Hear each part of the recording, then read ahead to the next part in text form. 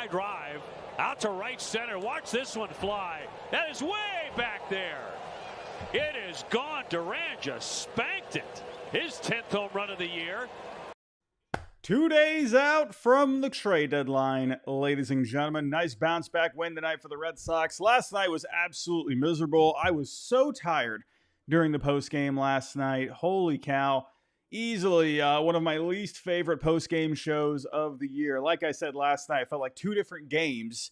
It felt everything was feeling good. You feel like you're on your way to a win. Then Mother Nature comes, and then you're thinking, what the heck just happened? But today, this was a lot better. Much better here today. The offense stepping up here today. You know, the offense over the last couple of weeks here, they have been a little inconsistent, right? Picking up the series win against the Dodgers. But, you know, they've had their struggles along the way, you know, leaving runners in scoring position, not able to capitalize on every situation they have.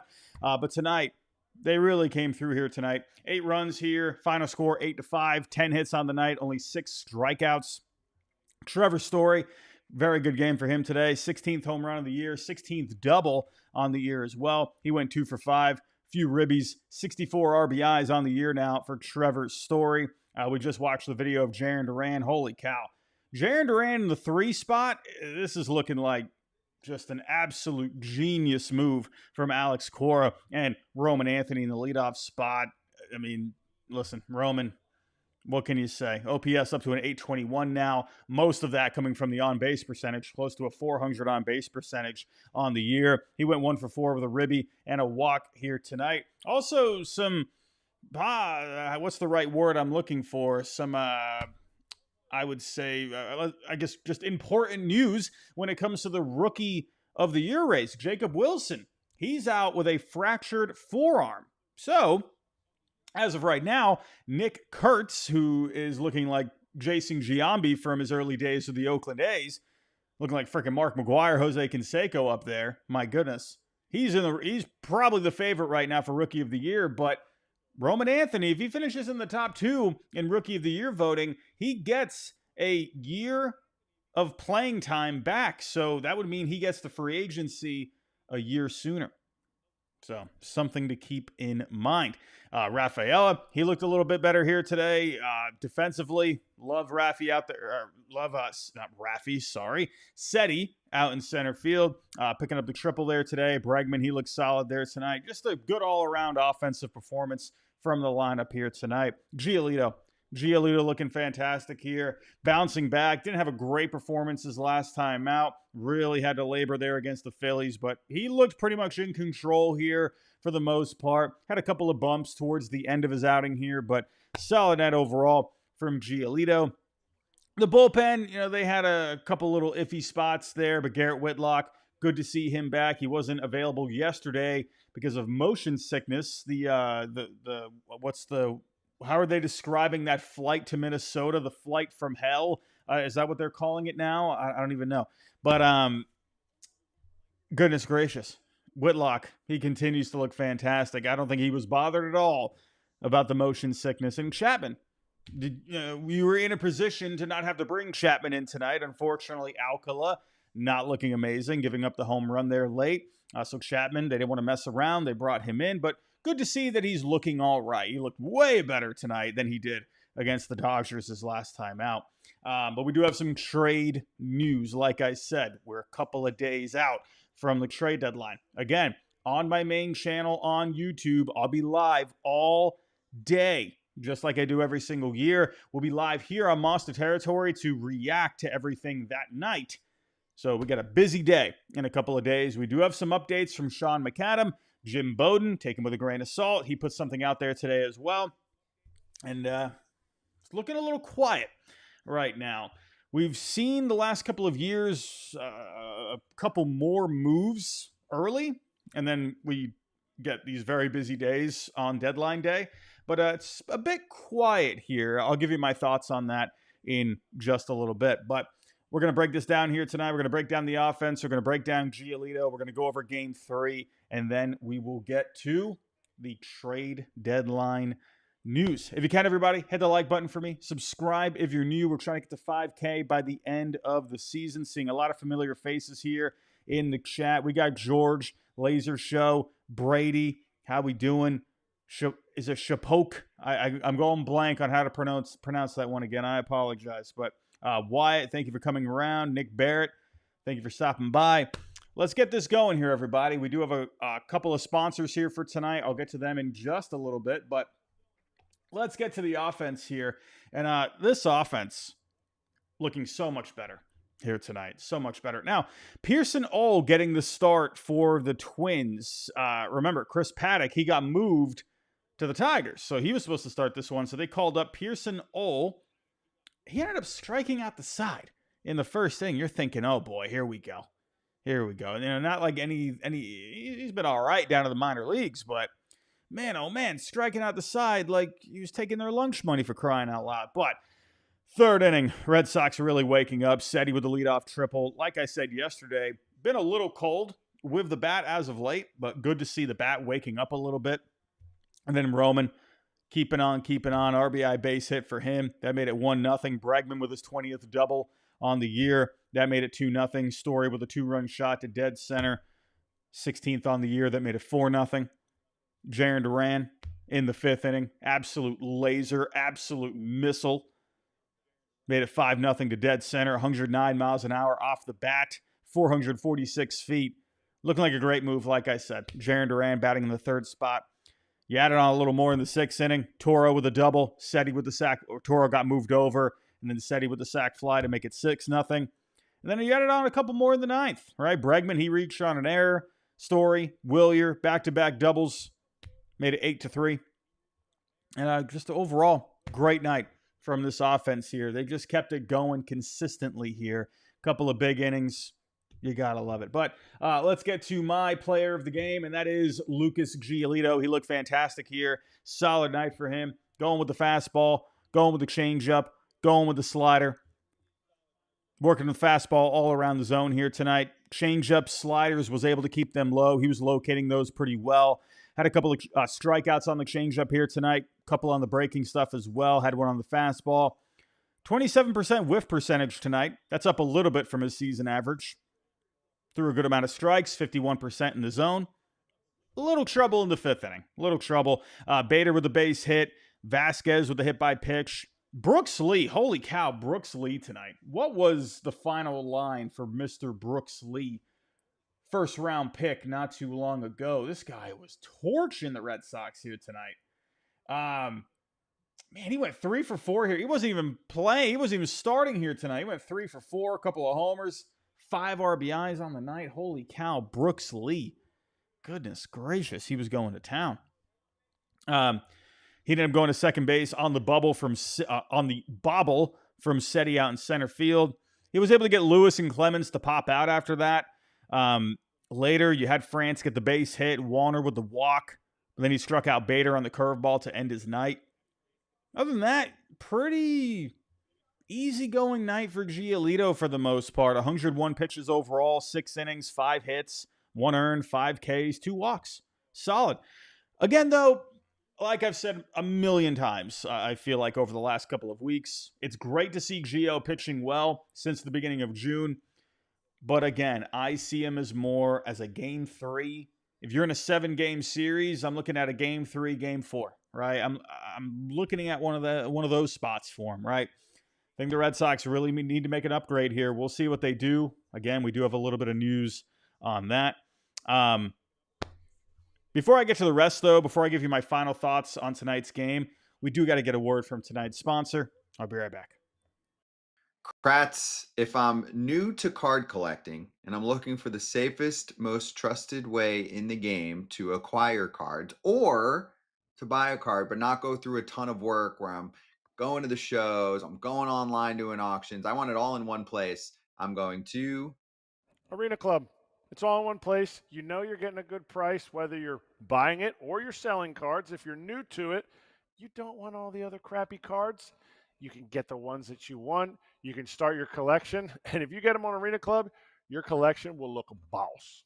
That's right. And may I mention, they also have Pokemon cards in those slab packs that we talk about every week. You can rip a pack for as low as $25 and hit on a card that's worth tens of thousands of dollars because every pack has grails that are at least 20x the price of the pack. So get involved at arenaclub.com/foul. Use the code FOUL to get 20% off your first slab pack or card purchase. Alrighty, let's get back to it here, shall we? Bullpen, saw some good, saw some bad here. Seventh inning, Wilson, he came in to face the lefty Larnach. He was coming up eventually, but they pinch hit for Mr. Larnach. They brought in Ryan Jeffers. He ended up getting a base hit. And then Wilson ended up giving up the 2-run homer to Mr. Brooks Lee. Goodness gracious, he was a monster tonight. That made it 6-3 at the time. So the Twins, they were hanging around there. And then Seti picking up Wilson out in center field. I always love when the pictures, when they celebrate on a diving catch, when they put their arms straight up. It just makes me think of on Twitter, Cutter is king. I just always think of Cutter Crawford with both arms sticking up. That's his little avatar on Twitter. I don't know why. It just made me laugh when I saw it. But Seti, incredible, out in center field. This is why you want Seti out in center field. I mean, the guy's a magician out there. But 8th inning, Whitlock, like I said earlier, didn't pitch yesterday. Motion sickness. Didn't look like he was sick at all. He looked like he was good to go. He looked fine. He had a couple of strikeouts there. He was looking great. 9th inning, though, Alcala, he's been a little... Honestly, I mean, if you're looking at the numbers from Alcala, since coming to the Red Sox, he's been really good. I mean, listen to these numbers here for Alcala. I mean, he did not really have good numbers while he was with the Twins. But so far with the Red Sox this year, let's see, hold on a second. There we go. Over 17 games has an ERA of 1.72. And actually, let me pull up here what is the FIP looking like for... the FIP is definitely going to be higher because he has been prone to some walks. Yeah, the FIP coming into tonight was a 3.22. So, again, the surface numbers do look pretty good, but he has been showing some cracks, right? Giving up a home run to Brooks Lee, second home run of the game tonight. That made it 8-5. So he has been prone to the walks. He's been giving up, some pretty big knocks as of late. So something to keep an eye on with Alcala moving forward. It was nice to see Chapman looking healthy, and I'm glad, whatever the back issue was that he was having doesn't seem to be any kind of an issue. But again, you would like Chapman to have a bit of a rest. Obviously you want Chapman strong for the rest of the season. So it's unfortunate that he had to come in, but at least he looked pretty good. All right. So it is what it is. But in the end, Red Sox win it 8-5. Good game. Good game here tonight. Pretty for the most part. A couple of bumps, but a pretty clean win, I would say, for the most part. It seemed close in the end, but really wasn't all that close when you really think about it. So let's get to it here. We got some trade deadline stuff to talk about. I mean, let's be real here. Well, hold on. We do have game 3 to talk about. Let's get to game 3 here. We do have one more game tomorrow. We're not in the clear yet to get to trade deadline day. It's kind of weird because the Red Sox aren't playing on Thursday. I think for the past few years, they've been playing on the trade deadline. So, hey, nice to have the whole day off so we can just focus on the trades. That'd be pretty nice. But taking a look at the matchup, Brian Bayo back on the bump, 6-5 on the year, 3.32 ERA overall, going up against the legendary TBD. But let's see, what is Fangraphs projecting for the Twins?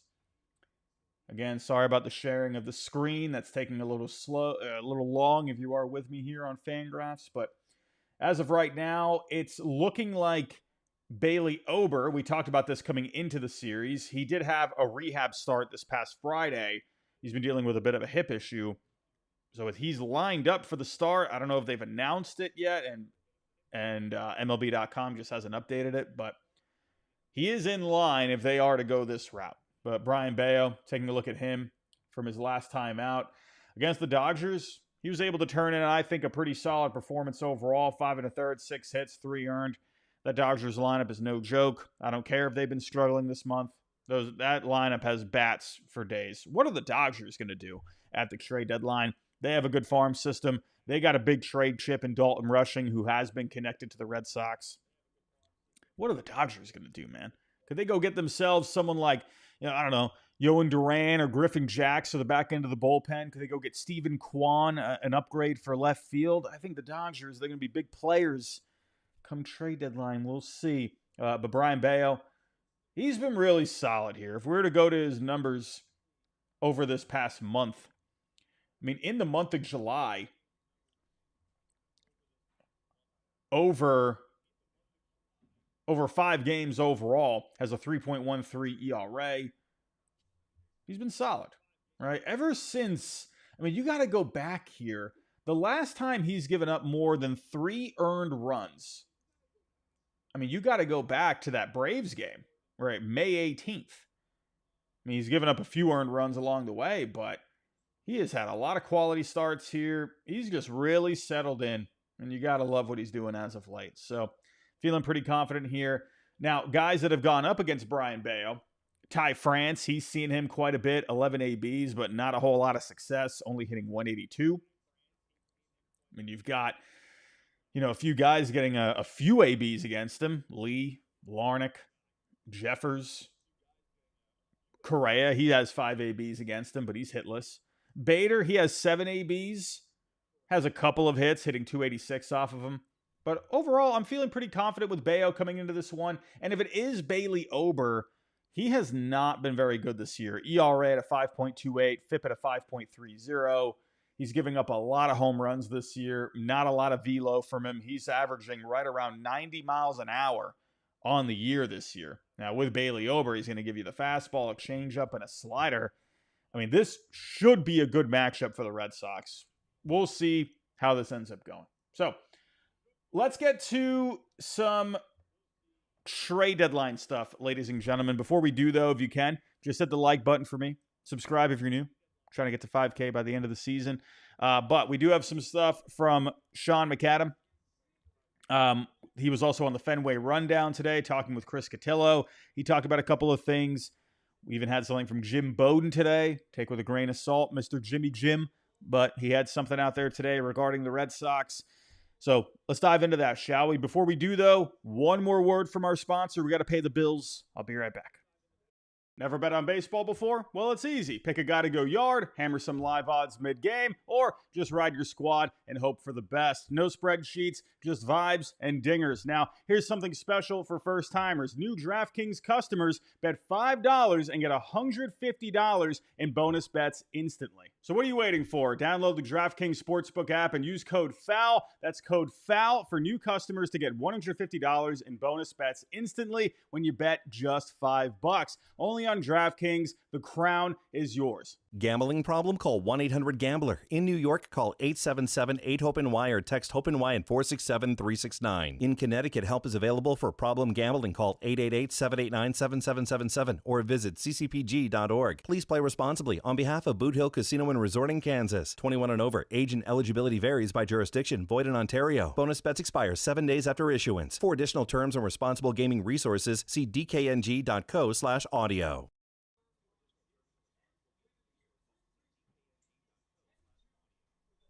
Alrighty, let's get to it here, shall we? Let's get to it. So, we had this from Sean McAdam here today.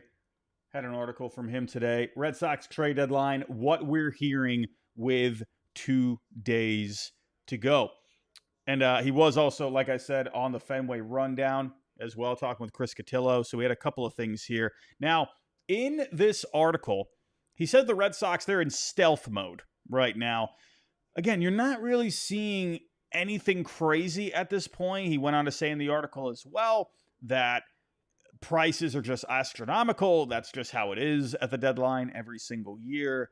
But usually, we've seen a couple of moves by this point. Teams, they like to try and get some shopping done early. We've seen, we saw like Danny Jansen get moved. We saw Ryan McMahon, right? But that just goes to show the Diamondbacks, they're asking a lot for Eugenio Suarez. By the way, X-rays negative on Suarez. He got hit in the hand. Holy cow. I'm thinking to myself, no way Eugenio Suarez has like a broken hand 2 days before the deadline. That would have just been the worst. And then, guys like Seth Lugo, he ended up signing an extension with the Royals. Chris Bubic, he was a name that was getting floated around. I don't know why people were running with Chris Bubic as a guy. Like, there were people in Red Sox land that were connecting him to the Red Sox. And I'm thinking to myself, the guy's on an innings limit this year. I mean, he had the Garrett Crochet thing last year where if he signed an extension, he would have pitched in the postseason. But Bubic was having a really good year, but I don't know, a little different to me when it comes to, Garrett Crochet. But it is what it is, whatever. But, he had something going on with the shoulder, so he's not going anywhere. The Royals ended up extending Seth Lugo. That made me think maybe there's something a little more going on with the shoulder. Maybe they're a little weary about it. And so they wanted to get an extension done with Lugo just for insurance for next year. So it's been a weird deadline up to this point. It's been a weird trade season so far.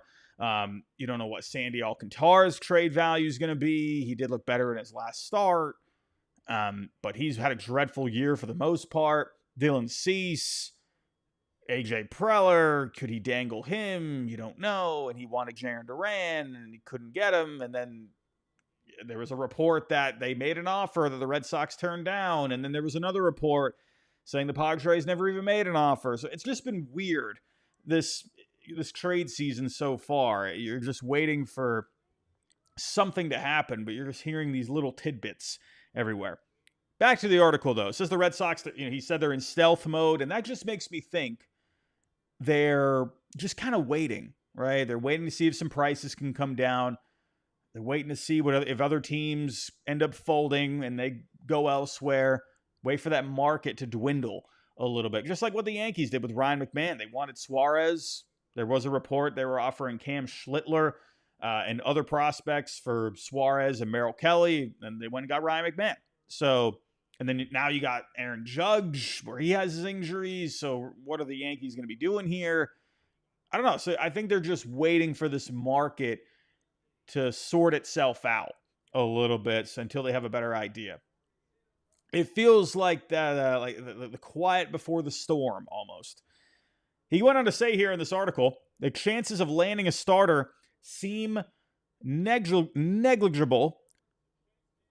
Little contact between the Red Sox and the Marlins as of late. The last time they spoke, the Red Sox told the Marlins, according to a source, they told the Marlins, don't move Sandy or Cabrera, I don't know if they meant one or the other, without checking back with us.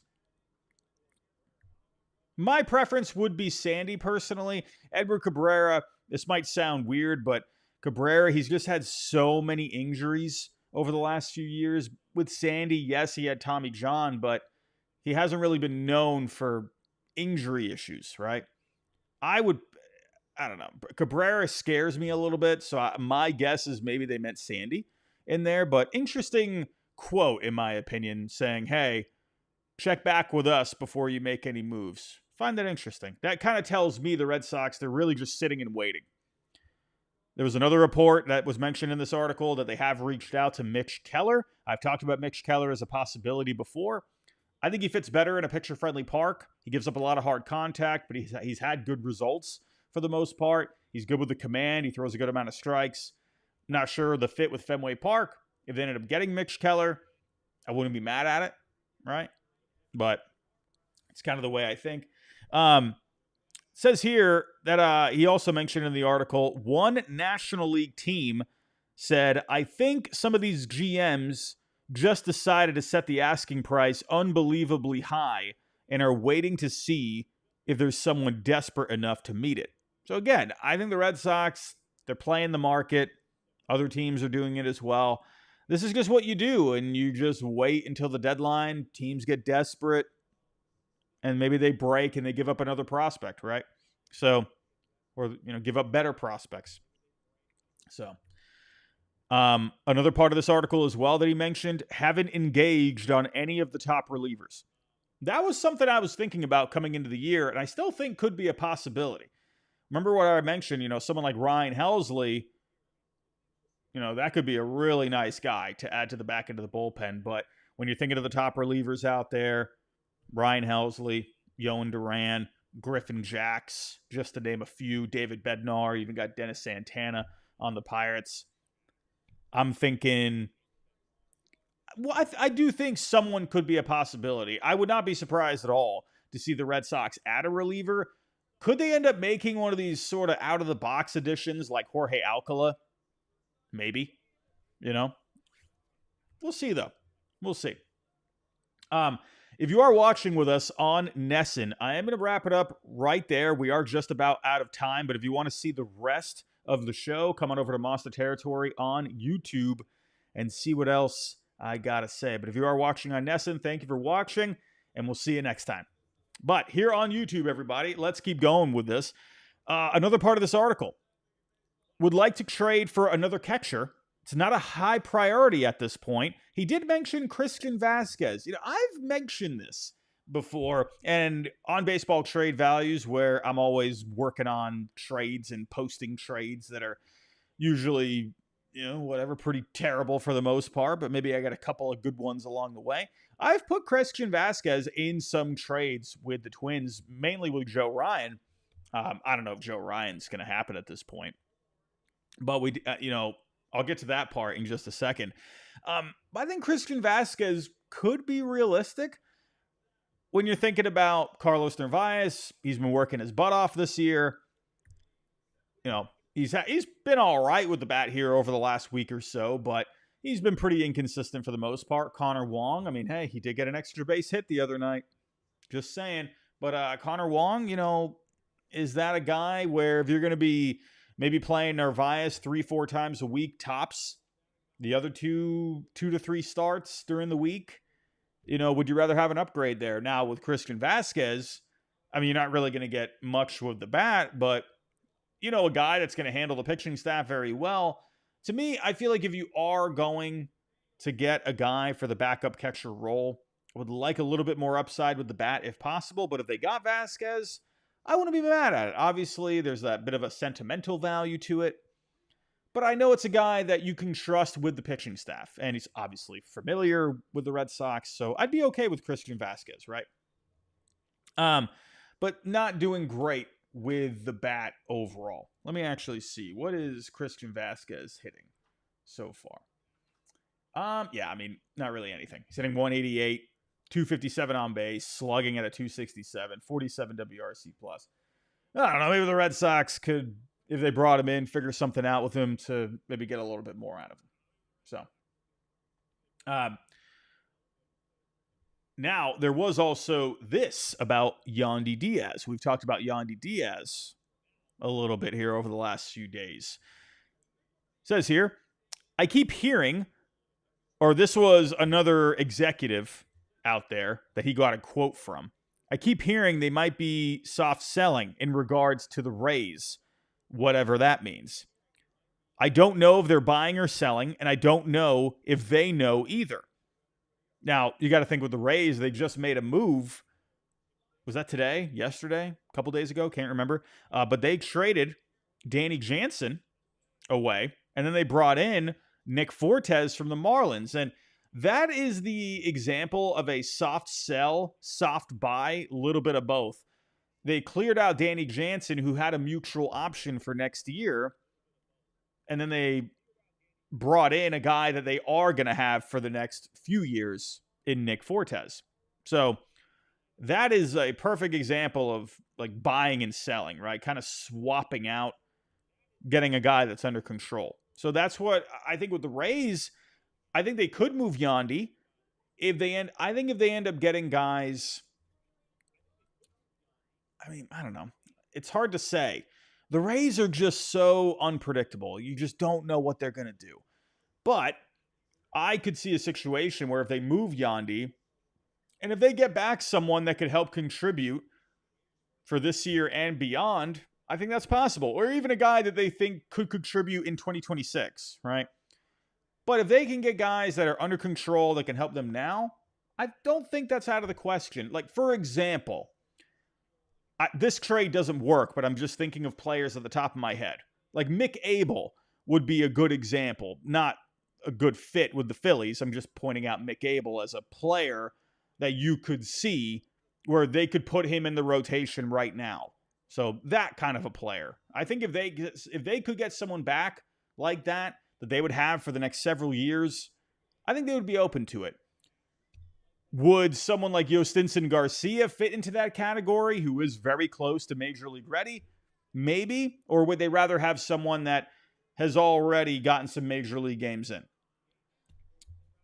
That's what I wonder. I just don't know. I mean, none of us know. So it depends on what the Rays' preference is. But the fact that they brought in Nick Fortes, that kind of maybe tells me what they're thinking. A guy that is on the Major League roster now, and he's going to be with you for the next few years. So maybe that's the direction they're looking to go in. I mean, if you're looking at the Red Sox roster, who could be a guy that would even fit in that, like, the guy that fits that profile that's under control, value-wise, no, doesn't match up, would be David Hamilton, right?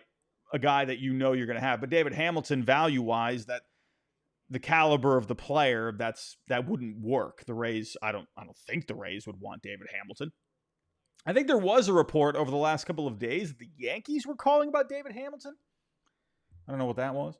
But, someone in that range when it comes to years of control. That's what I wonder. And then, I don't know. Like Vaughn Grissom. Vaughn Grissom doesn't have any value, though, because he hasn't been able to do anything at the Major League level. No, Christian Campbell, you're not trading Christian Campbell for Yandy Diaz. Stop it. But again, I wonder if the password would be in that conversation. I don't know. But it's going to be interesting to see what they end up doing. Yandy Diaz, I would love with the Red Sox.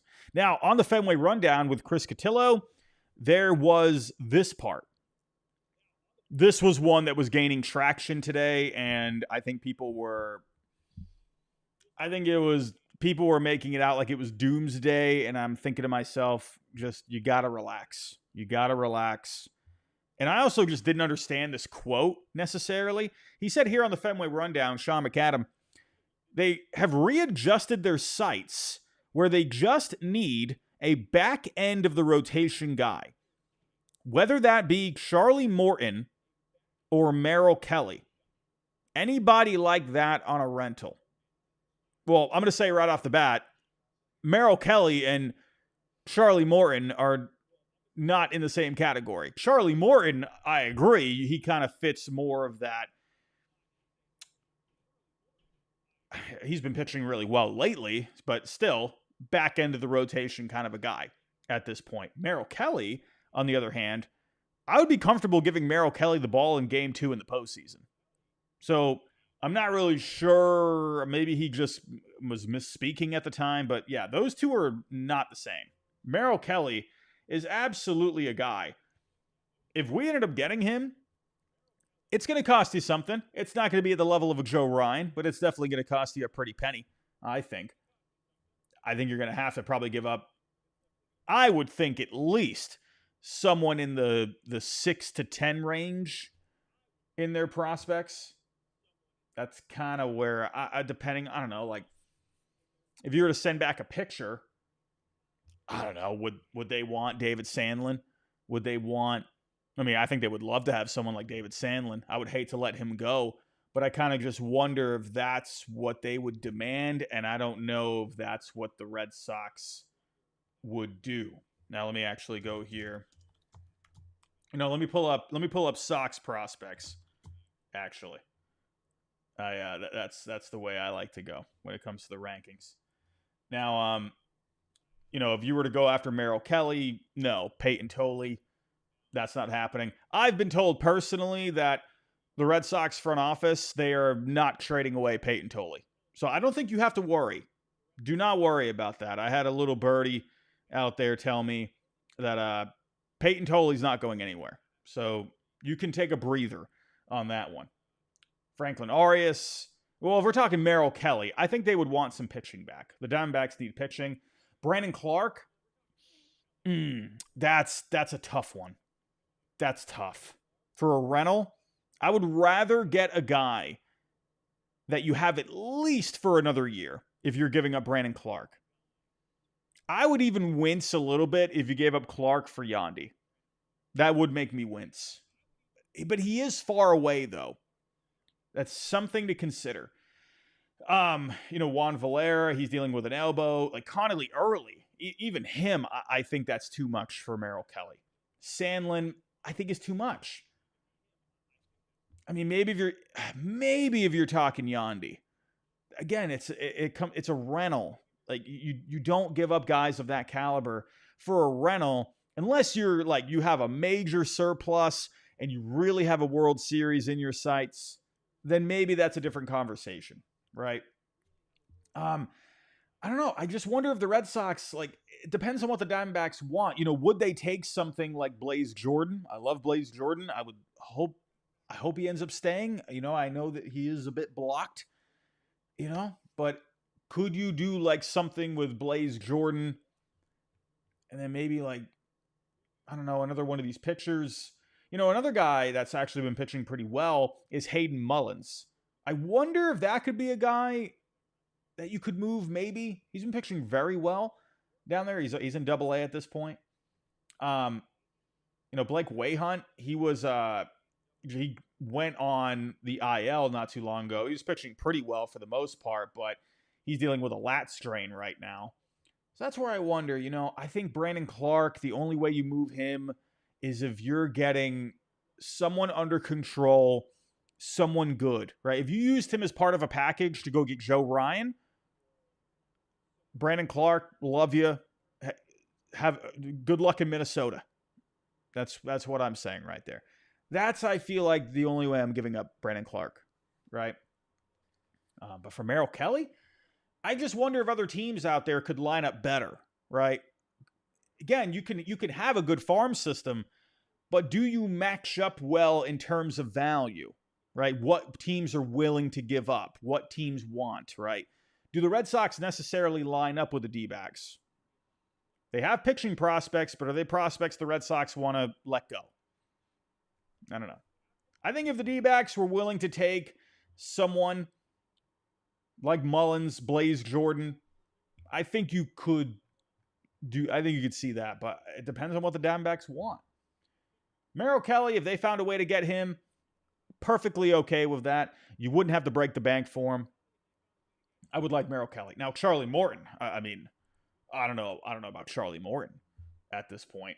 Because remember, he's getting paid $15 million this year. So you got to think about the salary as well when you're thinking about the overall value of the package of Charlie Morton. Sorry, I know that sounded weird. But when you're thinking about the money and, if he keeps pitching the way he is, then, like, cool. But still, he's not projected for a lot here for the rest of the year. I mean, as you can see here on BTV, again, with baseball trade values, it's not the end-all, be-all. It's a good tool, I think, at the end of the day, to just give you a good idea. But when it comes to real life, I mean, numbers, that's only half the battle, right? But with Morton,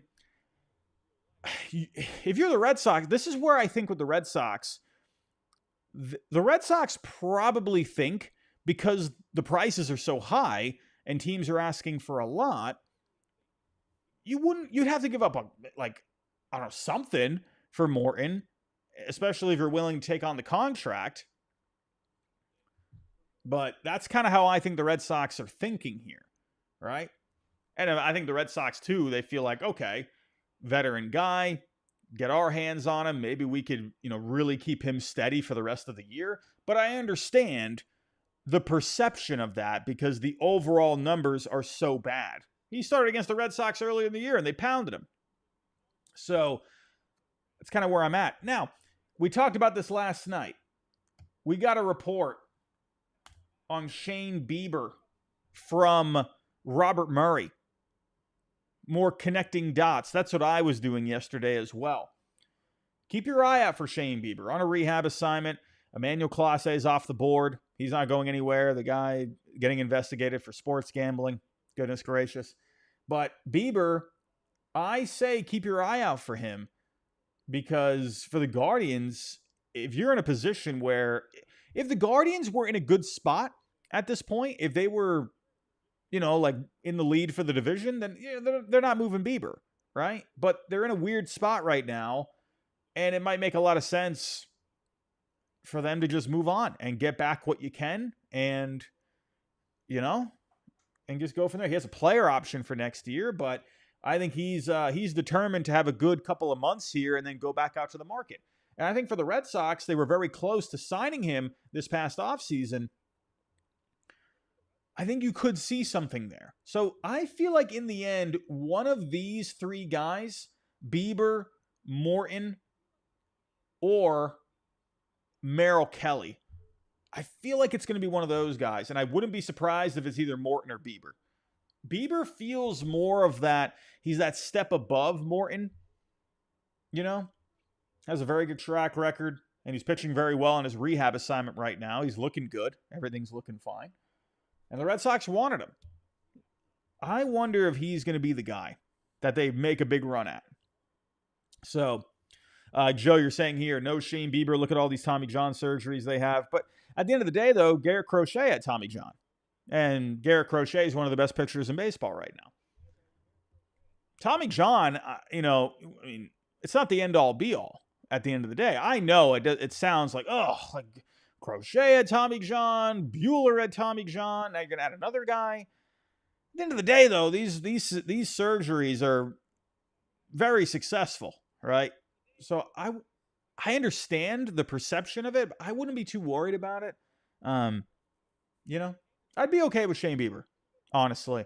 It wouldn't be the blockbuster move of a Joe Ryan. It wouldn't even be Merrill Kelly. But what I would like about it, I'll say this. I've seen a lot of people say this too. They would be very comfortable if the Red Sox signed Bieber in the offseason. Well, if you bring him in for the next couple of months and ends up being a good relationship, well, then maybe you can convince Bieber to stick around, whether, exercise his player option or come up with a new deal. So maybe that, that 2-month period, 2 to 3 month period could end up being a good thing. So I kind of look at a couple of different things going on personally. I wouldn't be mad at it. Now, we also got this. Let me find, here it is. So Jim Bowden, he put this here today. Again, take with a grain of salt. The Red Sox, Yankees, Blue Jays, Phillies, and the Mariners are speed dialing the Twins at an annoying level with continued interest in Joe Ryan. Basically, their whole bullpen, Willie Castro and Harrison Bader. Twins could end up being the headliner at the deadline as talks heat up, according to sources. If Jarren Duran or Wilyer Abreu was involved in this, if the Joe Ryan talks are still alive, if there's still a heartbeat there, I don't know if the Red Sox get it done. I just question their motivation at that point, especially when Duran or Wilyer wouldn't be involved. And the reason I bring those guys up is because they make up a lot of value.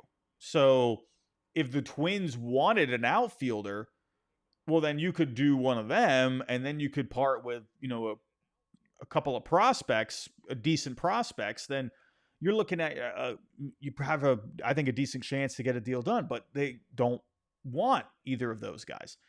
So I don't know if the Red Sox really have what it takes. They do, but I don't know if they have if they're willing to have what it takes to get a deal done. So if you were to put something together here, I've been told Peyton Toley's not going anywhere.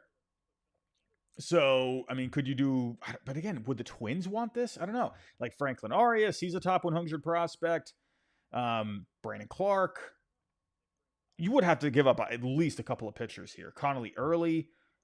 Yo Stinson. With those four guys, you are getting somewhere. But, I don't know, man. I just feel like that if you're a Twins fan and if that's what the trade ended up being, I don't know if I would like that return. I feel like you would want, I mean, you got Arias, who's not too far away, but still a little further. Brandon Clark's very far away. Connolly Early is getting close. Stinson's getting close. But I think if you're the Twins, they would rather have someone that can help them now. I don't know. So I don't know if the Red Sox get a deal done, personally. I would love it. I would absolutely love a deal. We'll see. We'll see. But we just got to wait and see, like we always say, right? But everybody, I'm going to wrap it up right there. That's it for tonight's show. Again, we will be live on Thursday over on my main channel. I'm also going to be live tomorrow night as well on the main channel. We're going to be doing the annual trade deadline eve stream where I'm going to be, reading chat. I'm going to be previewing all of the trade candidates, possible teams. We're just going to have a good old time tomorrow night over on the main channel. We're going to be here earlier tomorrow, probably around 4:30-ish, 4-ish for the post game. But over on the main channel, we'll be live there tomorrow night as well as Thursday all day. So, everybody, thank you for joining me tonight. I appreciate that. If you can on the way out, hit the like button for me, subscribe if you're new, and I'll see you tomorrow.